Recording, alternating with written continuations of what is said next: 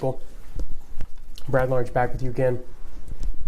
This is, I think, going to be a quicker theme video, knock on wood.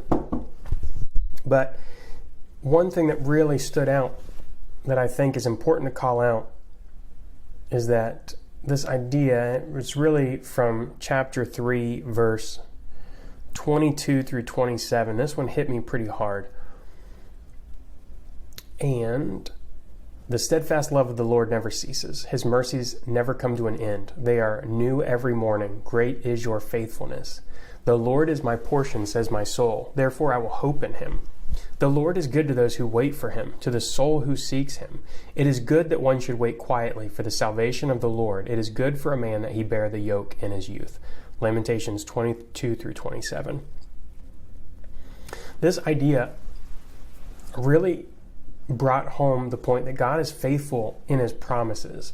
And this is one thing that as I've gotten back into Christianity, sometimes the labels aren't very helpful. Sometimes the labels about Reformed or the labels about denominations, or sometimes they're just made up. Like, I go to a Presbyterian church, I don't believe everything that Presbyterians believe. I don't. When I went to a Baptist church, I didn't believe everything that the Baptists believe.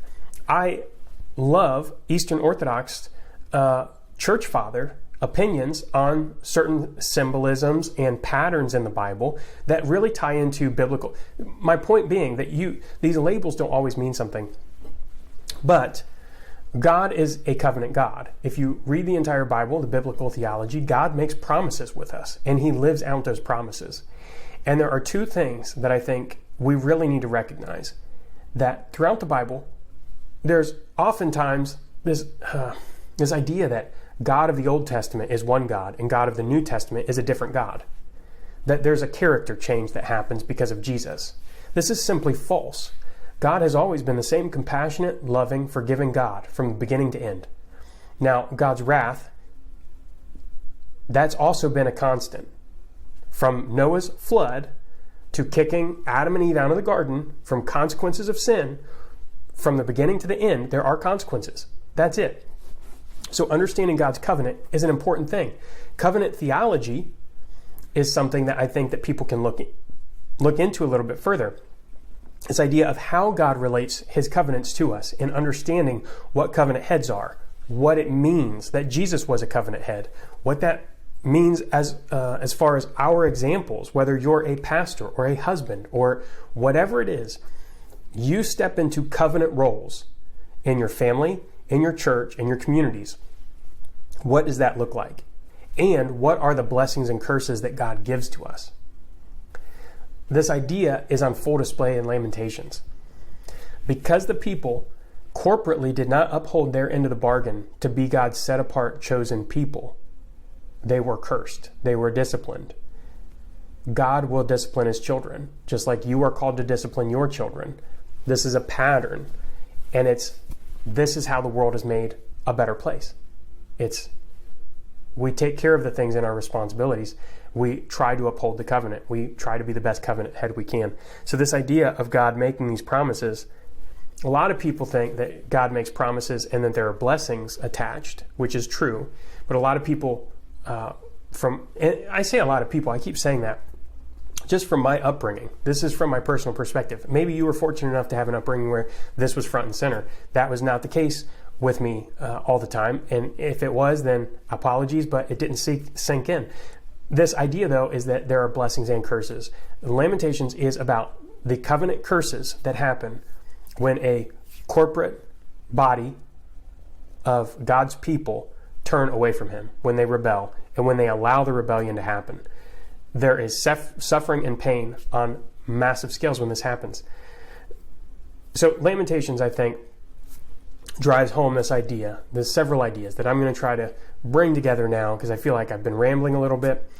But the first idea is that God is faithful and consistent. We see in Lamentations that this is not some wrathful, vengeful God that has been angry, an angry kid, on an anthill frying ants with a magnifying. That's not the character of God.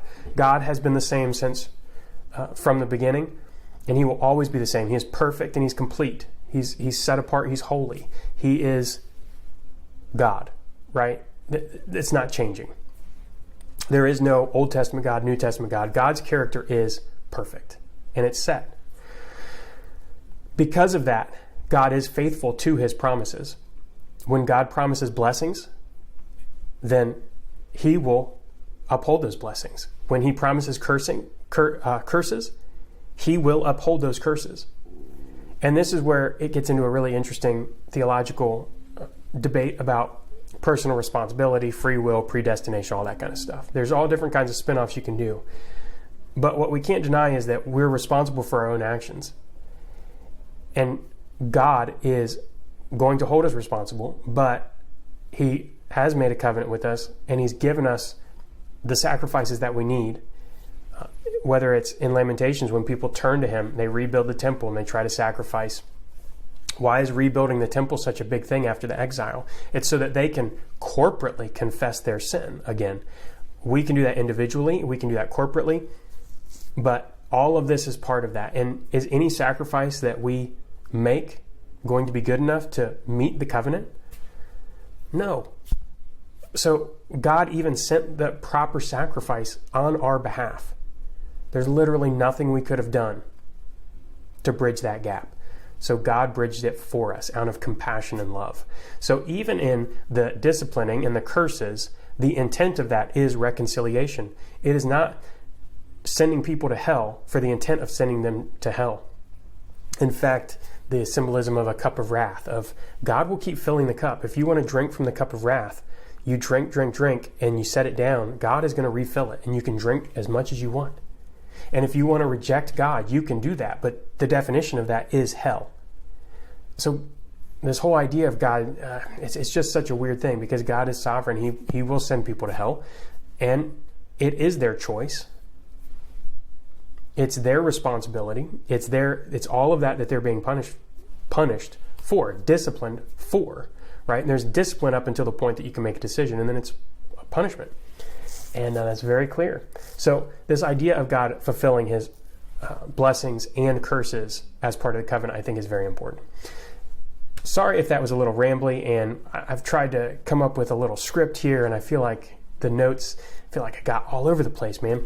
So let me know in the comments what you thought about that. Is there something that stood out? Was this way too confusing? Let me know anything about it. And like and subscribe to catch all these videos as they come out.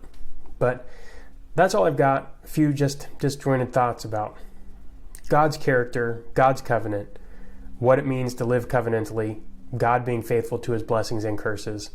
So yeah, that's it. I'll catch you in the next video. All right, peace.